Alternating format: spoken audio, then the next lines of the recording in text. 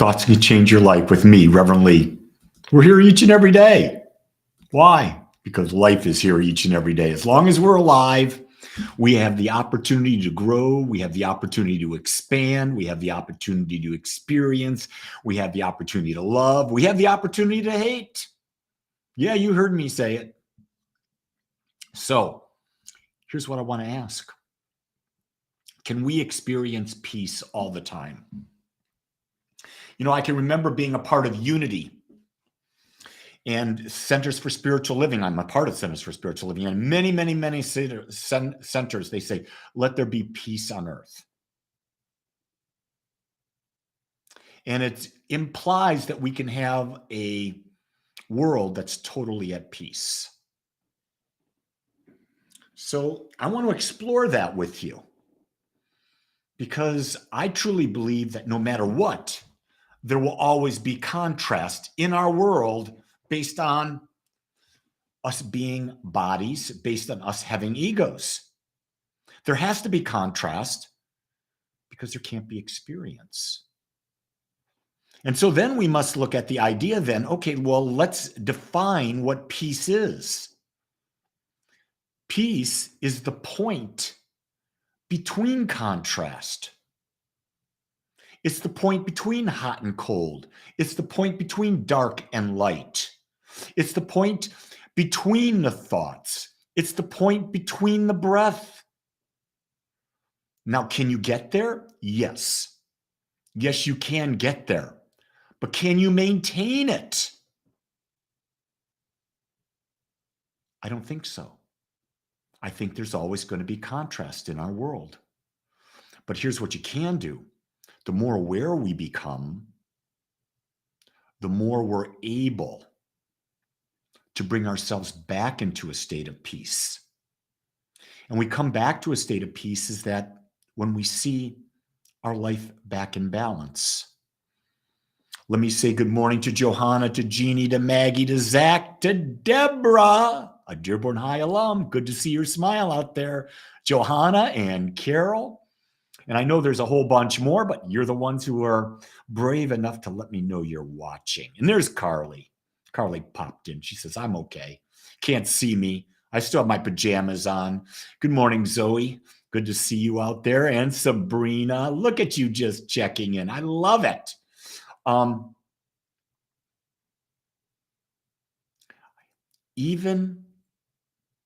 Richard, even when we are meditating, there's contrast.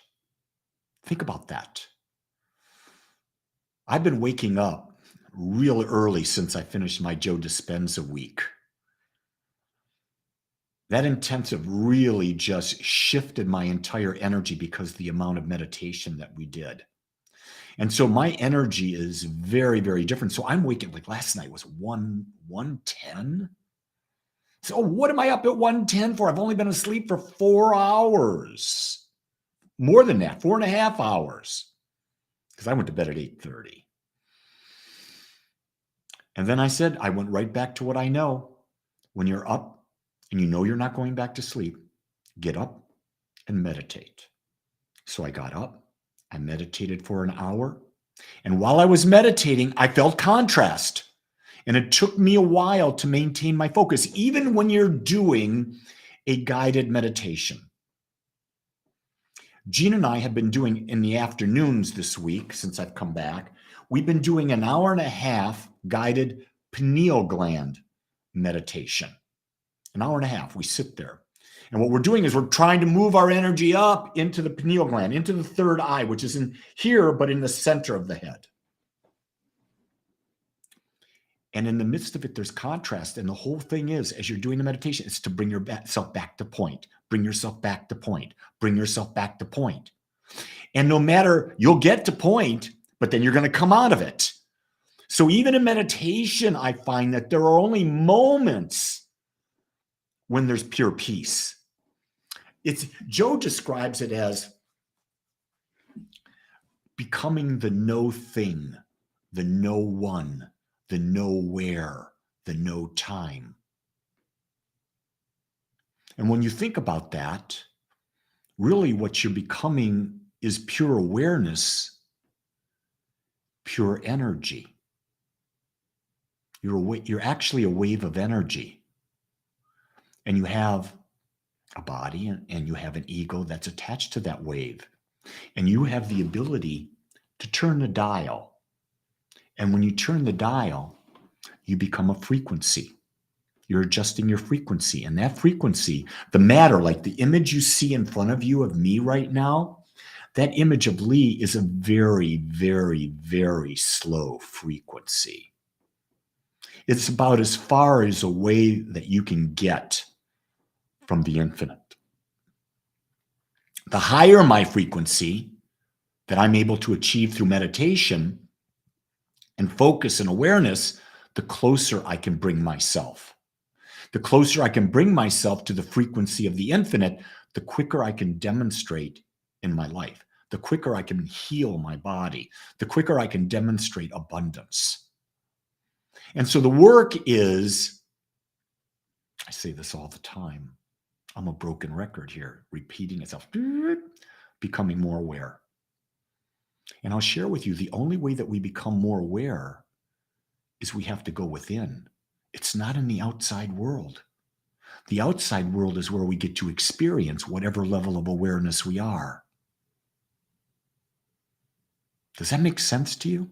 A whole bunch of you have joined me. If you haven't checked in, please do. I'd love to see who's out there. And if you've got questions, I really want to hear them. If you've got points that differ than me, I really want to hear them. I don't know that I'm right on anything. Because what I know is that everything is an opinion. I don't know of anything that's true. I think there's an infinite. I don't know that it's true. I think that I create through the power of my belief. I seem to have that ability. So is it true? I'm using it. It works. And that's where I stop questioning. If I can take a concept, a practical concept, I don't like theoretical. Theoretical does nothing for me because it doesn't change my life. If I can take a practical concept and I can prove it over and over and over, and it works, yes. Deborah, thank you. Is meditation the best way to go within? Yes, no question. But Deborah, there are more than one way to meditate. You can meditate being seated. You can meditate lying down. You can meditate walking, and you can meditate standing. It's about the ability to bring your awareness to a central point. When doing Dr. Joe Dispenza's meditations, it's really not a meditation in my mind. It's more of a hypnotic guided visualization because he's using theta music in the background. He's got his voice being projected in a way that does bring you into a hypnotic state. And then in that state, you are guided to focus on certain things and you're allowed to bring that out. The greater your focus, the greater you get to demonstrate. Meditate. The best way to go within too, Deborah, and everyone else out there, is through conscious breathing. That's why when you're doing yoga, really real yoga, not American yoga, okay? Nikki's out there going, working on an eating meditation or TV or reading, just focus on each nourishing bite. Well, you know what? TV only if it's consciously feeding your mind what you want. That's expanding. Reading only if it's feeding your mind on what's going to expand you. Eating, I love the idea of focus on each bite of whatever you're eating and visualizing and seeing that food.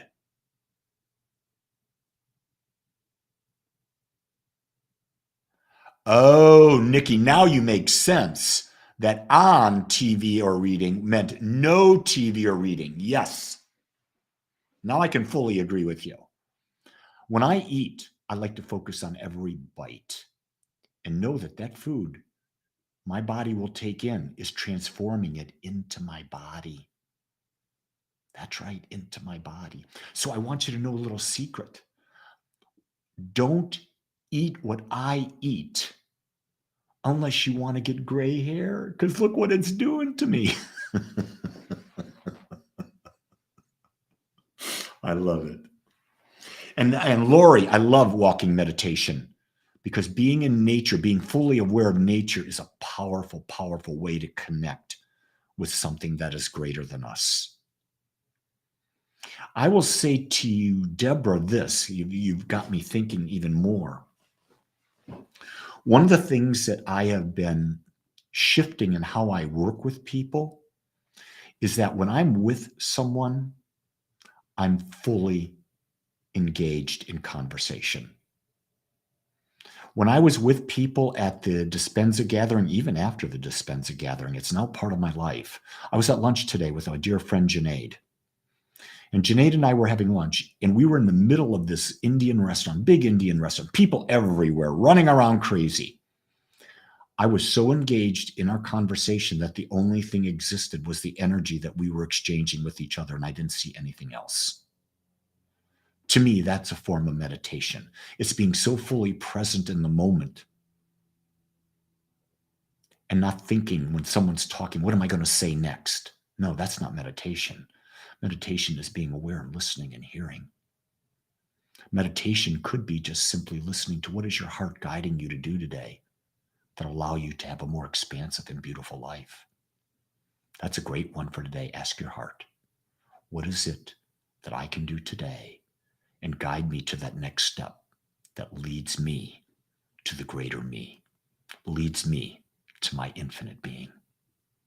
With that, I enjoyed this today, as I do every day, but thank you for joining me. Thank you for being on this journey with me. And realize, don't compare yourself to anyone else. You're on a unique journey, and that journey is perfect for you. You be the guide. If you need support, I'll be there to support you. But realize, I'm a teacher. You're a teacher. I'm a student. You're a student. And we're all on the journey of life together. It's fun in community. Make it a great day, everyone. Know that I love you. Aloha.